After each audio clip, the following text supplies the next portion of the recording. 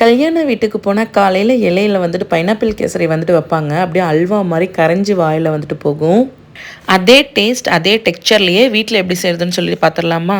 பேனில் 1 table spoon oil, 1 table spoon ghee சேர்த்து திராட்சை, முந்திரி, பாதாமை நல்லா ரோஸ்ட் பண்ணிவிட்டு அதுலேயே 1 கப் ரவையும் சேர்த்து நல்லா இந்தளவுக்கு ரோஸ்ட் பண்ணி எடுத்துக்கணும்.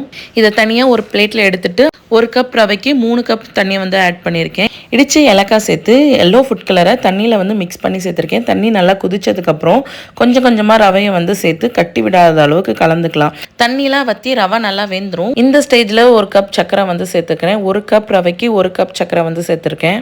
சர்க்கரை நல்லா கரைஞ்சதுக்கப்புறம் பைனாப்பிள் எசன்ஸ் ஒரு மூடி, 1 கப்பு நல்லா பழுத்த பைனாப்பிளை இந்த மாதிரி சின்ன சின்ன பீஸாக வந்து கட் பண்ணி சேர்த்துக்கிறேன்.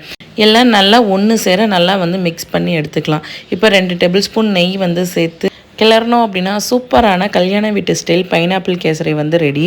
எத்தனை பேர் இந்த மாதிரி செய்வீங்கன்னு சொல்லி கமெண்ட் பண்ணுங்கள்.